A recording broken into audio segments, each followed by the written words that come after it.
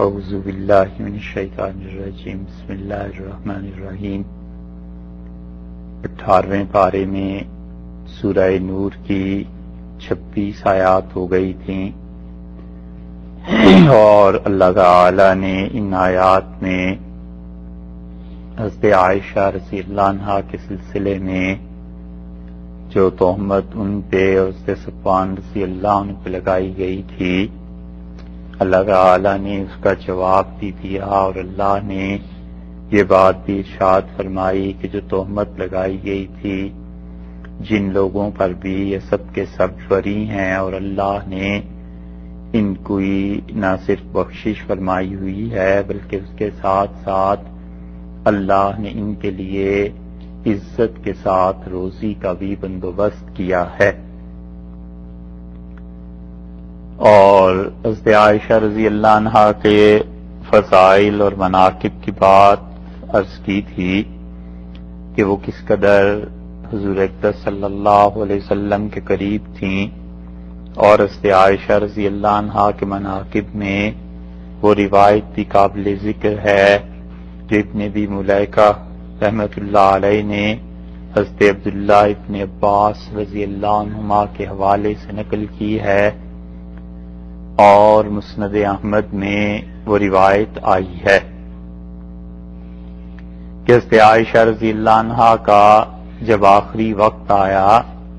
تو یہ ان کی منقبت اور ان کے لیے جو 16 آیات اللہ نے نازل کی، ان تمام چیزوں کے باوجود ان کا حال یہ تھا کہ حضرت عبداللہ ابن عباس رضی اللہ عنہما ان کی عیادت کے لیے آئے، اور یہ بات صاف ظاہر تھی کہ اب ان کا انتقال ہونے والا ہے، مرض کی نوعیت ایسی ہو گئی تھی، تو انہوں نے فرمایا کہ اس دروازے کو جو بھی اب دستک دے نہ کھولنا، اور ان کو گمان میں تھا کہ اب جو دستک دیں گے تو حضرت عبداللہ ابن عباس رضی اللہ عنہما آئیں گے، اور حضرت عائشہ رضی اللہ عنہا نے انہیں آنے کی اجازت نہیں دی، اور پھر جو آپ کے باقی بھتیجے تھے انہوں نے عرض کیا کہ وہ آپ کے بڑے اچھے بیٹے ہیں ابن عباس رضی اللہ عنہما، انہیں آپ اجازت دے دیں کہ وہ اندر آئیں۔ تو حضرت عائشہ رضی اللہ عنہا نے کہا چھوڑو اس بیٹے کی تعریف کو، مت اس کی تعریف اور یہ چیزیں بیان کرو، اور میں اس کی اجازت نہیں دوں گی۔ پھر اور لوگ بھی اصرار کرتے رہے اور دستک بھی ہوتی رہی، یہاں تک کہ آپ نے عبداللہ ابن عباس رضی اللہ عنہما کو اجازت دی، اور جب وہ اندر آئے تو انہوں نے کہا کہ آپ ہماری ماں ہیں، ام المومنین ہیں، سب ایمان والوں کی ماں ہیں، اور آپ مجھ پر شفقت کا ہاتھ رکھ دیں اور میرے لیے نرمی مہربانی اس کا اظہار فرمائیے، اور آپ کے پیدا ہونے سے بھی پہلے اللہ نے آپ کی تقدیر میں یہ لکھ دیا تھا کہ آپ رسول اللہ صلی اللہ علیہ وسلم کی بیوی ہوں گی۔ پھر انہوں نے بہت تعریف کے جملے کہے اور کہا کہ رسول اللہ صلی اللہ علیہ وسلم کو آپ سے محبت تھی، اور رسول اللہ صلی اللہ علیہ وسلم انہی چیزوں سے محبت فرماتے تھے جو پاکیزہ ہوں، تو گویا کہنے کا مقصد یہ ہوا کہ آپ پاکیزہ ہیں۔ اور پھر وہی روایت جو صحیح بخاری کے حوالے سے آئی تھی کل، ابن عباس رضی اللہ عنہما نے کہا کہ آپ سچائی کے پہاڑوں کے پاس اب پہنچ جائیں گی، اور بس ایک موت حائل ہے، درمیان میں حجاب ہے، اور یہ حجاب اٹھ گیا تو آپ کے والد یعنی ابوبکر رضی اللہ عنہ مجسم سراپا صدق اور سچائی تھے، اور آپ کے شوہر یعنی رسول اللہ صلی اللہ علیہ وسلم بھی سچائی تھے، اور موت آپ کے اور ان لوگوں کے درمیان اب رکاوٹ ہے، اور یہ رکاوٹ جب اٹھ گئی تو آپ ان کے پاس تشریف لے جا رہی ہیں، ان کی خدمت میں حاضری ہوگی، اور پھر وہ رات بھی آپ کو یاد ہوگی جب آپ کا ہاتھ گم ہو گیا تھا، اور اس ہار کی گمشدگی میں اللہ نے مسلمانوں کے لیے بڑی خیر رکھی، اور تیمم کی آیت اللہ نے نازل فرمائی۔ پھر انہوں نے اور تعریف کی اور انہوں نے کہا کہ آپ ایسی ہیں جس کے لیے اللہ نے سورہ نور میں تعریف کی اور ان آیات کا حوالہ دیا جو آیات 26 نمبر پر مکمل ہوئی ہیں، اور انہوں نے یہ بھی کہا کہ تمام مساجد میں دن اور رات میں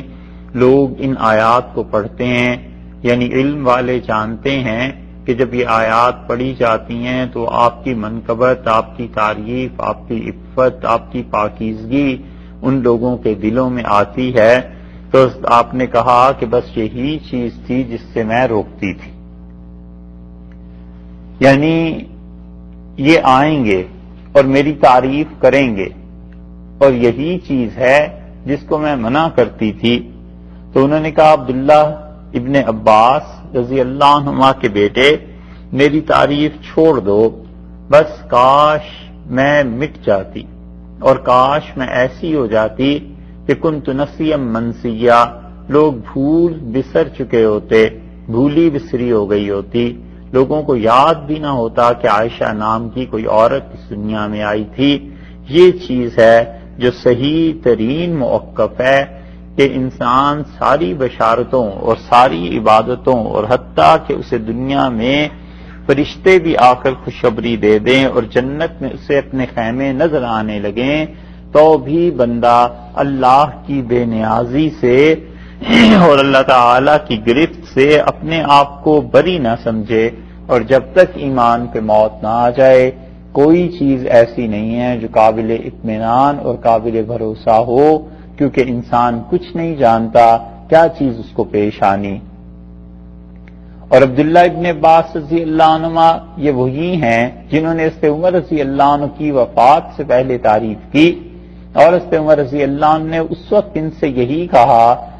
جو حضرت عائشہ رضی اللہ عنہا نے فرمایا، اور انہوں نے کہا کہ لا علیہ ولا علیہ، نہ تو میری نیکیاں اور نہ ہی میرے گناہ، میں تو چاہتا ہوں کہ راسم براسن،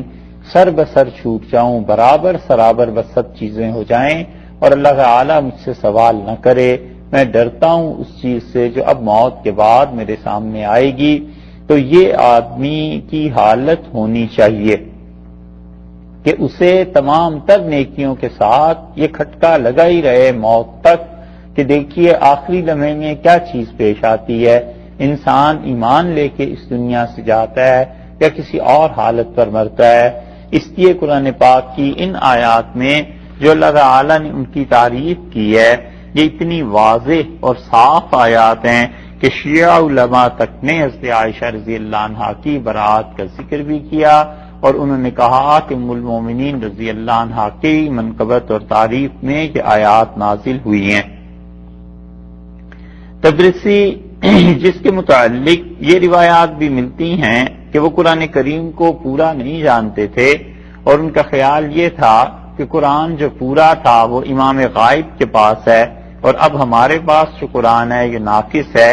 اتنی چیزوں کے باوجود مجمع البیان جو انہوں نے تفسیر لکھی ہے ان آیات پر جب پہنچے ہیں تو وہ کہتے ہیں کہ اللہ تعالی نے حضرت عائشہ رضی اللہ عنہا کو بری کر دیا، یعنی ان کی برات کا پاکیزگی کا اظہار کیا، اور اللہ ان کے صبر کرنے پر انہیں اجر دے گا، اور اس کے ساتھ ساتھ تہمت لگانے والوں کو خدا وہ سزا دے گا مستحقو جس کے وہ مستحق تھے، بالاسم الذی ارتکبوہا اس گناہ کی وجہ سے جو انہوں نے کیا ہے، فی امرہا حضرت عائشہ رضی اللہ عنہا کی ذات پر تہمت لگانے کا جو انہوں نے گناہ کیا، خدا انہیں اس چیز کی سزا دے گا۔ اسی طرح ان میں سے ایک اور بھی ہیں، ابو جعفر طوسی ہیں، انہوں نے بھی یہی لکھا، انہوں نے کہا یہ آیت اس بات پر دلالت کرتی ہے کہ حضرت عائشہ رضی اللہ عنہا پر جن لوگوں نے تہمت لگائی تھی اور جن لوگوں نے انہیں برا کہا تھا وہ لوگ جھوٹے تھے۔ تو طبیان ان کی تفسیر ہے، اس میں انہوں نے یہ بھی لکھا ہے، اس میں تو یہ شیعہ علماء بھی جب یہاں پہنچے ہیں تو وہ اس کے بعد کچھ نہیں لکھ سکے کہ حضرت عائشہ رضی اللہ عنہا کے لیے یہ آیات نازل ہوئیں، اور انہوں نے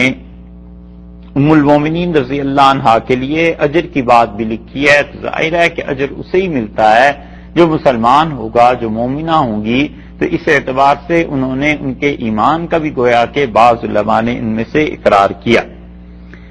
کیونکہ یہاں تک 26 آیات میں اصل بات چل رہی تھی کہ برائی کیا اور بدکاری کے جو قوانین ہیں ان کے متعلق، اس لیے اللہ تعالی نے اس 27ویں آیت کریمہ میں یہ بات اب فرمائی. یہاں سے لے کے آخر تک اس رکوع کے اللہ تعالی نے 6 قوانین ارشاد فرما دیے کہ تم لوگ ان قوانین پر عمل کرو گے تاکہ تمہارے معاشرے میں کوئی بھی گناہ اور بدکاری خاص طور پہ اور فحاشی کے کام نہ ہو. اور 5 قوانین بلکہ نازل فرمائے، اور ان 5 قوانین میں اصل چیز یہی ہے، نہیں 6 قوانین نازل فرمائے، اور ان 6 قوانین میں اصل یہی ہے کہ مسلمانوں کا معاشرہ کیسے پاک صاف رہ سکتا ہے. اور پہلا حکم یہ ارشاد فرمایا کہ یا ایھا الذین آمنوا، اے وہ لوگوں جو ایمان لائے ہو، لا تدخلوا بیوتا، گھروں میں داخل نہ ہو، غیر بیوتکم، سوائے اپنے گھر کے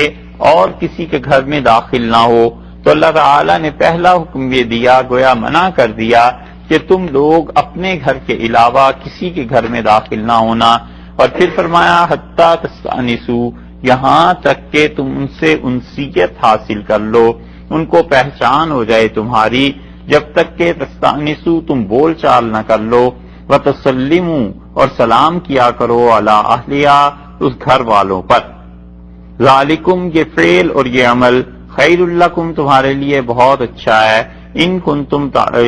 ذالکم خیر لکم، یہ تمہارے لیے بہت اچھا ہے، لعلکم تذکرون، اور اس کی وجہ یہ ہے کہ تم اس چیز کو شاید تم یاد رکھو، یعنی اس پہ عمل کرتے رہنا. تو اللہ تعالی نے 2 گھروں میں داخلے کا ذکر فرمایا، ایک اپنے گھر میں کہ اس میں تم نے کیسے داخل ہونا ہے، اور ایک اللہ تعالی نے یہ تذکرہ کر دیا کہ دوسری چیز جس کے لیے ہے وہ ایسے گھر ہیں جو تمہارے نہیں ہیں. اور اپنے گھروں کے لیے تو ظاہر ہے کہ کوئی ایسا حکم نہیں ہے کہ انسان اس کے لیے ضرور اجازت لے کر ہی جائے، لیکن یہاں مراد در حقیقت وہ گھر ہے جہاں انسان اکیلا رہتا ہے. مثلاً کوئی آدمی اپنے کمرے میں اکیلا رہتا ہے، فیملی نہیں ہے، گھر سارے کا سارا خالی ہے، یا یہ کہ اس کی شادی نہیں ہوئی، یا وہ گھر خالی ہے، شادی ہوئی بھی ہے اور کوئی ہے نہیں رہ رہا. تو ان ساری صورتوں میں جب گھر میں اندر کوئی نہیں تو اس میں جانے میں کچھ حرج نہیں ہے. اللہ تعالی نے یہاں پر اس کا تذکرہ نہیں کیا کیونکہ اندر جو کوئی ہے ہی نہیں تو پھر کوئی خطرہ بھی نہیں ہے. اس کے بعد 2 طرح کے گھر ہو گئے، اور ایک گھر وہ ہے جہاں فیملی رہتی ہے، حتیٰ کہ اپنی بیوی کیوں نہ رہتی ہو اور ماں باپ ہی کیوں نہ رہتے ہوں، اس کے متعلق بھی اصل میں حکم یہی ہے کہ وہاں پر بھی انسان جب جائے تو اسے چاہیے کہ کوئی نہ کوئی ایسی چیز ہونی چاہیے جس سے پتہ چل جائے کہ کوئی آ رہا ہے. اس لیے اس کا ترجمہ یہ کیا گیا ہے کہ حتی تستأنسوا، یہاں تک کہ تم بول چال کر لو، بات کر لو. اور اس کی تشریح مختلف مفسرین نے مختلف کی ہے. سورہ نور میں یہ آیات نازل ہوئی ہیں، اور اس کے بعد سورہ احزاب جو 22ویں پارے میں نازل ہوئی ہے، اللہ تعالی نے وہاں اور بھی زیادہ احکامات دیے ہیں. تو اس لیے سورہ احزاب اور سورہ نور دونوں پہ مفسرین نے بحث کی ہے کہ پہلی کون سی نازل ہوئی تھی تاکہ ان آیات کو اصل مانا جائے. تو معلوم ہوتا ہے مختلف روایات سے کہ پہلے یہ سورہ نور نازل ہوئی ہے اور اس کے بعد سورہ احزاب نازل ہوئی ہے. اور سورہ احزاب میں اللہ تعالی نے پردے کے مزید احکامات ارشاد فرمائے. تو اس لیے سب سے پہلے تو یہاں ایمان والوں کو خطاب کیا جو مردوں کے لیے ہے کہ یا ایھا الذین آمنوا، اے ایمان والو، مگر عورتیں بھی اس میں شامل ہیں. جیسے کہ عام طور پہ اللہ تعالی مردوں کو خطاب کیا کرتے ہیں قرآن میں اور عورتیں اس کے ضمن میں شامل ہوتی ہیں. تو اس لیے صحابہ کرام رضی اللہ عنہم میں عورتوں اور مردوں کا سب کا معمول یہ تھا کہ وہ اس آیت کریمہ پر عمل کرتے تھے، اور اب تک اسی آیت پر عمل کرنا چاہیے. حضرت ام ایاس رضی اللہ عنہ کی روایت ابن کثیر نے لکھی ہے، وہ کہتی ہیں کہ ہم 4 عورتیں عام طور پہ حضرت عائشہ رضی اللہ عنہ کے پاس جاتی تھیں، پڑھنے کے لیے، تعلیم حاصل کرنے کے لیے ہی جانا ہوتا تھا، مسائل پوچھنے کے لیے جانا ہوتا تھا. اور وہ کہتی ہیں کہ ہم ان کے دروازے پہ رکتی تھیں اور جب وہ اجازت دیتی تھی ام المومنین رضی اللہ عنہا تو پھر ہم ان کے گھر میں داخل ہوتے تھے۔ تو ایک قسم کے گھر تو بالکل مستثنا ہو گئے، کمرے ہو گئے، گھر ہو گیا جس میں اندر ہے ہی کوئی، اور دوسرا گھر یہ ہے کہ یہ جو آیت کے عموم سے اس لیے معلوم ہوتا ہے کہ کسی کے گھر میں جانے سے پہلے یہ عورتیں صحابہ رضی اللہ عنہم میں یہ اسی طرح کرتی تھی، اجازت لیتی تھی۔ اور تیسرا بلکہ موطا امام مالک میں بھی ایک روایت آئی ہے، امام مالک رحمۃ اللہ نے روایت کی ہے عطا بن یسار رحمۃ اللہ علیہ سے، اور عطا بن یسار نے رسول اللہ صلی اللہ علیہ وسلم کا عمل بیان کیا، ایک روایت بیان کی۔ یہ جتنے تابعین ہیں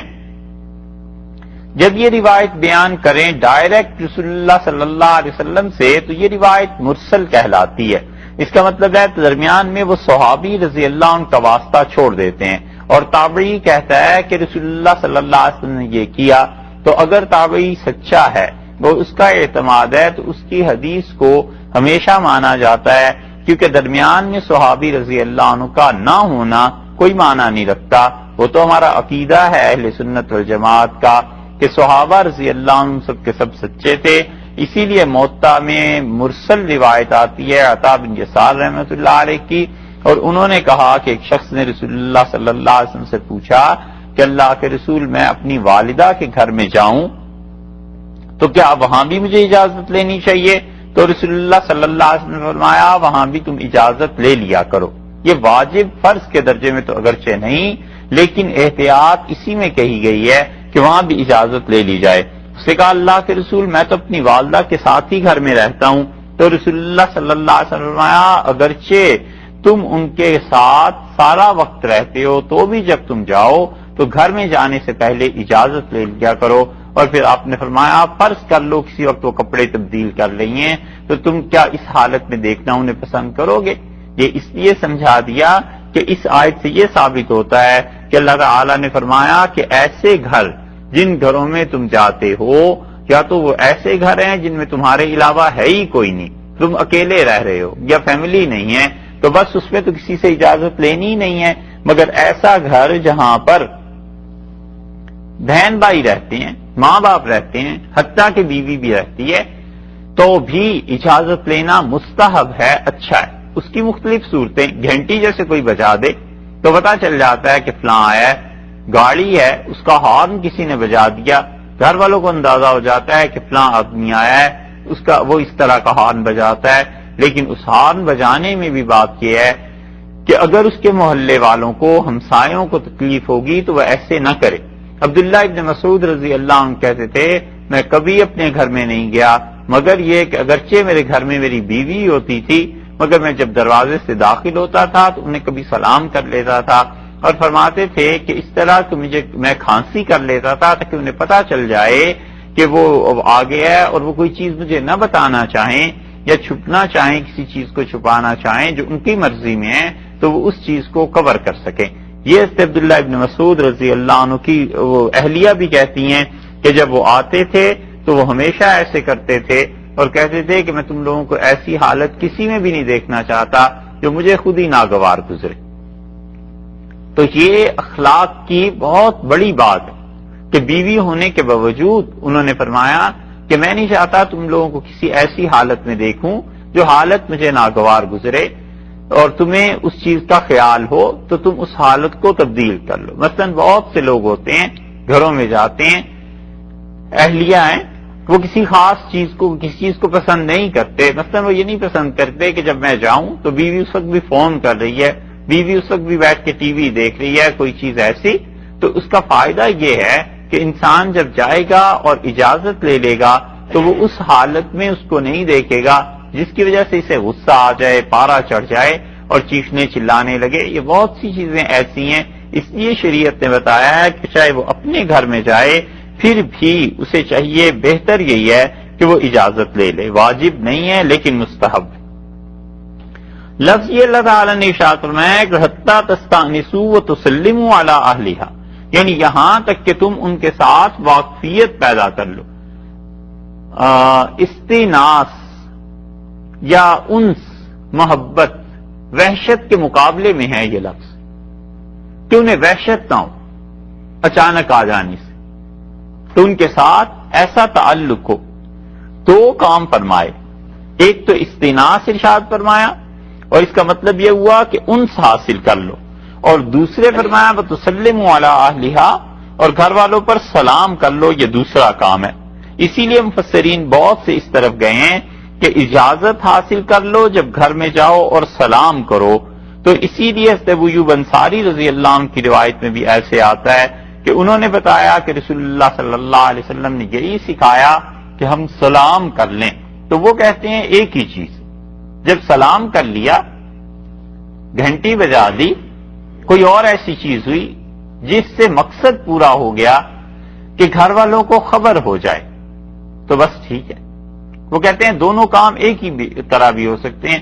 سلام کیا تو یہ اجازت کا طلب کرنا بھی ہو گیا، اطلاع دینی بھی ہو گئی کہ میں آ رہا ہوں، یہ اپنے گھر کی بات ہے،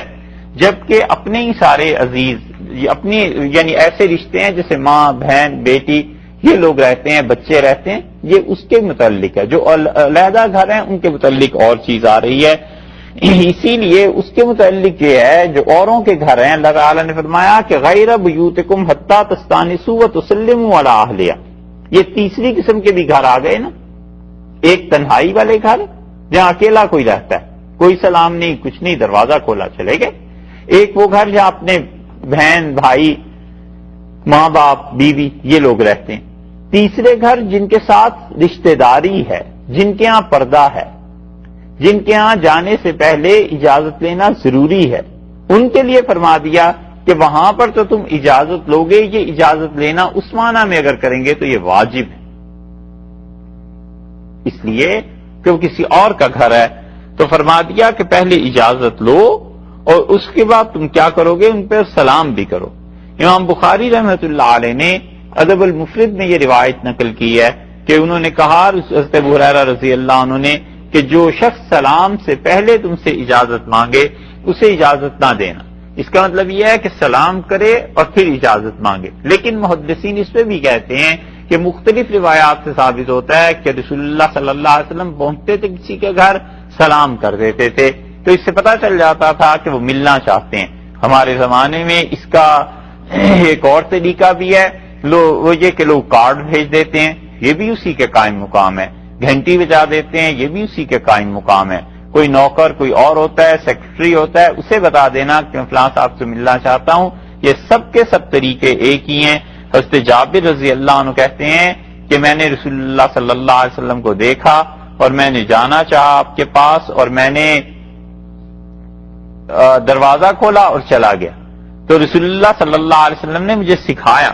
اور نبی کریم صلی اللہ علیہ وسلم نے فرمایا کہ جاؤ اور دیکھو پہلے تم سلام کرو، اور وہ کہتے ہیں جب میں نے دروازہ کٹکھٹایا تو حضرت صلی اللہ علیہ وسلم نے پوچھا کون، تو میں نے کہا انا، میں، تو آپ نے باہر آ کے مجھ سے فرمایا کہ انا میں، کیا مطلب، تو گویا برا منایا۔ اس چیز سے پتا چلتا ہے کہ آدمی تعارف بھی ایسا کرا دے جس تعارف سے وہ جان جائیں کہ کون آیا ہے، کئی مرتبہ نام ملتے جلتے ہوتے ہیں، تو ایسا نام بتا دے جس سے دوسروں کو اطمینان ہو جائے کہ فلاں آدمی ہے، اسے اجازت دینی ہے، ملنے کے لیے آئے یا نہ آئے، یہ ساری چیزیں شریعت نے سکھائی ہیں، اور لفظ بھی مناسب استعمال کرے۔ حدیث میں آتا ہے، جابر رضی اللہ عنہ کی روایت میں آتا ہے، وہ کہتے ہیں کہ ایک آدمی آیا اور اس نے بنو عامر کا تھا، وہ قبیلے کا، اور اس نے آ کے ناک کیا نبی کریم صلی اللہ علیہ وسلم کے دروازے پہ، اور اس نے کہا علی جو، اب اس کا صحیح ترجمہ تو ہے کیا میں گھس جاؤں اس گھر میں، لفظی طور پہ ولوج کہتے ہی اسے، تو رسول اللہ صلی اللہ علیہ وسلم نے بڑا برا بنایا اس لفظ کا، اور آپ نے فرمایا کہ یہ شخص جانتا نہیں ہے، اور فرمایا جاؤ باہر اور اسے سکھاؤ، اسے کہو کہ السلام علیکم کہے، اور پھر کہے کہ ادخل، کیا میں آپ کے پاس آ جاؤں، یہ گھس جاؤں اس گھر میں، یہ کیا طریقہ ہوا؟ تو رسول اللہ صلی اللہ علیہ وسلم الفاظ کی بھی تربیت فرماتے تھے یہ لفظ بولنا ہے، یہ لفظ نہیں بولنا، یہ ساری کی ساری تربیت کا حصہ تھا۔ اسی لیے حدیث میں آیا ہے نا، آپ نے کہا بڑی بری سواری ہے جو لوگ اس پہ سوار ہو جاتے ہیں، اس سواری پہ، جو کہتے ہیں کہ زعموا لوگوں کا خیال یہ ہے، لوگوں کا فلاں مسئلے میں خیال یہ ہے، تو برا منایا کہ یا تو تحقیق سے بات کرو، اگر تمہیں تحقیق نہیں ہے اور بہت بڑا امر، بہت بڑا کام ہے، جیسے ملک کی پالیسی ہے، جیسے کسی شخص کی کیریئر کا مسئلہ ہے، جیسے کسی شخص کی عزت بے عزتی، ان چیزوں کا مسئلہ ہے جو اہم چیزیں ہیں، اس میں آدمی ہمیشہ کیئر کرتا ہے دوسرے کے متعلق رائے دینے میں۔ اب یہ کہنا کہ لوگوں کا خیال کیا ہے، تو لوگ تو اس کے دشمن بھی ہیں، تہمت بھی لگا سکتے ہیں، اس پہ تم اس آدمی کے متعلق دوسروں کے ذہن میں کیوں شبہات ڈالتے ہو؟ اسی طرح رسول اللہ صلی اللہ علیہ وسلم نے جو تربیت کی کہ الفاظ مناسب بولو۔ لوگ بولتے تھے انگور کو کرم، تو کرم کا مطلب فضل، مہربانی، اللہ تعالی کی رحمت، تو چونکہ یہ بناتے تھے شراب اور شراب کو سمجھتے تھے کرم ہے، یہ فضل ہے، بہت اچھی چیز ہے، تو اس لیے انگور کو بھی کرم کہتے تھے۔ تو رسول اللہ صلی اللہ علیہ وسلم نے اس کو منع کر دیا، کیونکہ آپ کے خیال مبارک میں آیا کہ یہ یہی چیز ہے کہ شراب انہوں نے پینی ہے، اور اس کی وجہ سے انگور کو بھی وہی نام دے دیا کہ یہ کرم ہے، کیونکہ شراب جو انگور کی تھی بہت قیمتی عربوں میں سمجھی جاتی تھی، تو اس لیے آپ نے کہا کہ اسے عنب کہا کرو، جو اصل اس کا نام ہے، کرم اسے کیوں کہتے ہو؟ اسی طرح سلام کے معاملے میں یہ فرما دیا کہ دیکھو اس طرح نہیں ہے، تو بہتر چیز یہ ہے کہ اجازت لینے والا خود اپنا نام لے کے اجازت طلب کرے۔ حضرت عمر رضی اللہ عنہ کی روایت میں یہ آتا ہے، حضرت عمر رضی اللہ عنہ گئے، حاضر ہوئے رسول اللہ صلی اللہ علیہ وسلم کی خدمت میں، اور انہوں نے جا کر عرض کیا، سلام کیا، اور سلام پیش کرنے کے بعد کہا کہ اللہ کے رسول عمر آیا ہے اور کیا آپ کی خدمت میں حاضر ہو سکتا ہے؟ رسول اللہ صلی اللہ علیہ وسلم نے اجازت دی۔ اسی طرح اس حدیث میں بھی آتا ہے جو اس دن آئی تھی کہ حضرت عمر رضی اللہ عنہ سے بلال رضی اللہ عنہ کو کہا کہ جائیں اور رسول اللہ صلی اللہ علیہ وسلم سے میرا سلام کہو، اور کہو عمر آنے کی اجازت چاہتا ہے۔ یہ سب الفاظ ایسے ہیں جو کہ صحیح چیزیں ہیں۔ حضرت ابو موسیٰ اشعری رضی اللہ عنہ حضرت عمر رضی اللہ عنہ سے ملنے گئے، حدیث میں آیا انہوں نے کہا، سلام کیا اور انہوں نے کہا ھذا ابو موسیٰ، ابو موسیٰ آپ سے ملنے آیا، پھر کہا السلام علیکم الاشعری، پھر سلام کیا اور کہا وہی ابو موسیٰ جو اشعری ہے قبیلے سے، تو واضح کر دیا ابو موسیٰ نام کا ممکن ہے کوئی اور آدمی بھی ہو، اور حضرت عمر رضی اللہ عنہ کو اس سے گویا تشویش ذہنی طور پر نہ ہو کہ پتہ نہیں کون سا ابو موسیٰ ہے یہ، تو انہوں نے اشعری کہہ کے تعین کر دیا کہ میں حاضر ہوا ہوں۔ اسی لیے اس معاملے میں بڑا برا طریقہ ہے کہ آدمی یہ کہے کہ میں آیا ہوں، ٹیلی فون پہ کوئی پوچھتا ہے کون بول رہا ہے تو کہتا ہے میں بول رہا ہوں، اب میں کیا چیز ہوئی؟ تو وہی حدیث آ گئی نا کہ رسول اللہ صلی اللہ علیہ وسلم نے یہ باہر آ کے اس سے کہا، انہوں نے کہا آپ نے پوچھا اندر سے کون، تو ان کا میں، تو باہر آ کے آپ نے فرمایا انا میں کیا چیز، مطلب نام لو، صاف بتاؤ کہ کون ہو۔ تو اس لیے یہ جواب مخاطب کا نہیں ہے۔ علی ابن عاصم رحمت اللہ علیہ کہتے تھے کہ میں بصرہ گیا اور اس سے مغیرہ بن شعبہ رضی اللہ عنہ کے گھر گیا، اور میں نے دستک دی دروازے پہ، تو مغیرہ رضی اللہ عنہ نے پوچھ لیا اندر سے کہ کون آیا، اور میں نے کہہ دیا میں، تو مغیرہ رضی اللہ عنہ باہر آئے اور انہوں نے آ کے کہا میں کیا مطلب تمہارا، تو میں اس سے ڈر گیا کہ ڈانٹ پڑ گئی، اور پھر انہوں نے کہا رسول اللہ صلی اللہ علیہ وسلم کے ہاں جابر آئے تھے اور انہوں نے بھی ایسے ہی دستک دی تھی، اور جابر ابن عبداللہ رضی اللہ عنہما کو بھی رسول اللہ صلی اللہ علیہ وسلم نے ایسے ہی سمجھایا تھا جیسے میں نے تمہیں آ کے کہا ہے، تو اس لیے زجر، تنبیہ، سمجھانے کے لیے فرما دیا کہ نام لیا کرو۔ اور اسی طرح ایذاء اور تکلیف کا ایک بھی اور طریقہ بھی ہے، بہت آسان ہے وہ، اور وہ یہ کہ اندر سے پوچھتی رہتی ہیں، بعض اوقات خواتین پوچھتی ہیں نا،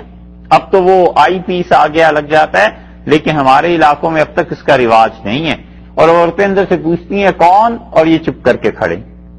اب سن رہے آوازیں بولو کون ہے، وہ بیچاری پھر پوچھتی ہیں کون، پھر جب موڈ میں آتا ہے پھر جواب دیتے ہیں۔ یہ سب چیزیں نہ صرف یہ کہ تہذیب کے خلاف ہیں، قرآن کی اس آیت کے بھی خلاف ہیں، اللہ کے حکم کے بھی خلاف ہیں۔ اللہ نے اسی لیے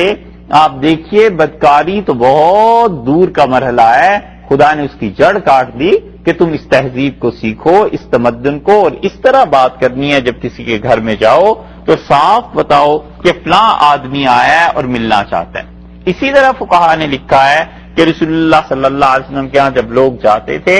صحابہ رضی اللہ عنہ کہتے ہیں ہم کبھی زیادہ تیز آواز میں دستک نہیں دیتے تھے، ہم اپنے ناخنوں سے رسول اللہ صلی اللہ علیہ وسلم کے دروازے پہ دستک دیتے تھے، ڈرتے ہوئے کہ کہیں وہی نہ ہو، کوئی اور کیفیت نہ ہو، اور ایسے نہ ہو رسول اللہ صلی اللہ علیہ وسلم ہم سے تنگ ہو جائے۔ اسی ادب کو بہت سے لوگوں نے اپنایا۔ عبداللہ ابن مسعود رضی اللہ عنہ کے ساتھ یہی ادب اپنا لیا تھا کوفہ والوں نے، اور حدیث میں آتا ہے کہ ابو موسیٰ اشعری رضی اللہ عنہ ملنے گئے ابن مسعود رضی اللہ عنہ سے، اور وہ ملنے کب گئے؟ تہجد کی نماز کے بعد، فجر سے پہلے۔ تو ابو موسیٰ رضی اللہ عنہ کہتے ہیں ان کے شاگرد باہر بیٹھے ہوئے تھے، تو انہوں نے دروازہ نہیں کھٹکھٹایا، انہوں نے کہا حضرت آئیں گے، جو بات انہیں پوچھنی ہے تعلیم کی ان سے پوچھیں گے، ان کے ساتھ مسجد چلے جائیں گے، پڑھیں گے۔ اتنا ادب اور احترام لوگوں میں تھا۔ اور وہ کہتے ہیں ان کے شاگرد کہ ابو موسیٰ رضی اللہ عنہ اندر گئے،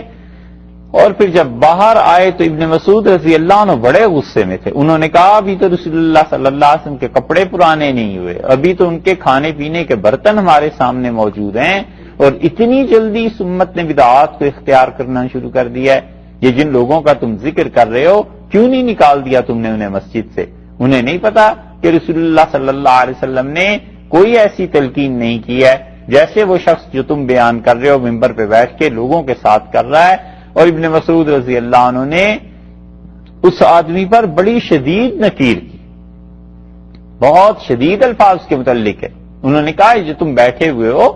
اور تم لوگوں کو کہتے ہو کہ 10 مرتبہ سبحان اللہ پڑھو اور 100 مرتبہ الحمدللہ پڑھو اور 100 مرتبہ اللہ اکبر پڑھو، تم سمجھتے ہو تم یہ ان کے ساتھ ذکر کرا رہے ہو انہیں، اور تم ان لوگوں کو یہ تلقین کر رہے ہو؟ یہ تو طریقہ نیا ہے جو تم لوگوں نے نکال لیا۔ لوگ جس طرح چاہیں اللہ کو یاد کریں، نکلو تم اس مسجد سے، یہ بدعت ہے جو تم نے اس امت کو دے دی ہے۔ اور رسول اللہ صلی اللہ علیہ وسلم کے کپڑے اور برتن ابھی تک قائم ہیں، اور یہ امت اتنی جلدی ایک غلط راہ پہ چلنے لگی۔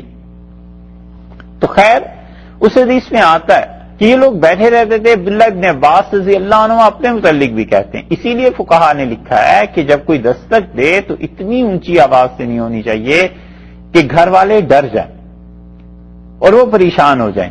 کہ خدا معلوم کیا چیز ہو گئی ہے۔ اور آدمی دستک بہت تیز اس وقت دیتا ہے جب وہ کسی گھبراہٹ میں ہوتا ہے، خوف میں ہوتا ہے، جلدی میں ہوتا ہے، تو گھر والے پریشان تو ہوتے ہیں، لیکن اگر خبر وہی ہو جو واقعی گھبراہٹ کی تھی تو پھر تو نب گیا معاملہ۔ اور اگر خبر کوئی ایسی نہ ہو تو لوگ کہتے ہیں تم نے مجھے ڈرا ہی دیا کہ ایسی بات ہو گئی تھی، کیا ہو گیا تھا۔ یہ سب چیزیں آداب میں سے ہیں جنہیں سوچنا بھی چاہیے، سمجھنا بھی چاہیے، اور اس کے بعد اس پہ عمل بھی کر لینا چاہیے۔ ایسے ہی اللہ تعالی نے یہاں پر جو ارشاد فرمائی ہے نا، بات وہ اصل میں یہی کہ یا ایھا الذین آمنوا لا تدخلوا بیوتا غیر بیوتکم، ایمان والو کسی کے گھروں میں نہ جاؤ سوائے اپنے گھروں کے، یعنی اپنے گھروں میں جاتے ہو وہاں تو اجازت لینے کے ایک مرحلہ بالکل نہیں لینی، دوسرا مرحلہ بہتر ہے لے لینی اجازت تاکہ گھر والوں کو پتہ چل جائے کہ کون آ گیا، تیسرا مرحلہ حتی تستأنسوا وتسلموا علی اہلہا، یہاں تک کہ بول چال کر لو، سلام کہہ لو، وہ گھر والے تمہیں پہچان جائیں، اجازت دے دیں، ذالکم خیر لکم، اور یہ چیز تمہارے حق میں بہت اچھی ہے، یہ طریقہ اختیار کرنا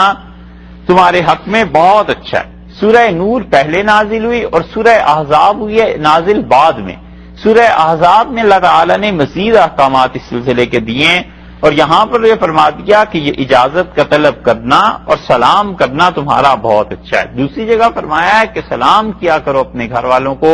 اور جب تم اپنے گھر والوں کو سلام کرو گے تو تحیۃ من عند اللہ، اللہ کی طرف سے یہ بڑی برکتیں اور رحمتیں تمہارے گھر پہ نازل ہوں گی۔ تو سلام کو رحمت اور برکت کا بھی اللہ تعالیٰ نے موجب قرار دیا کہ اس سے تمہارے گھر میں برکت آئے گی، لعلکم تذکرون، اور اس کے بعد فرما دیا شاید کہ تم اس بات کو یاد رکھو، یعنی یہ کہ یقیناً تمہیں اس بات کو یاد رکھنا چاہیے۔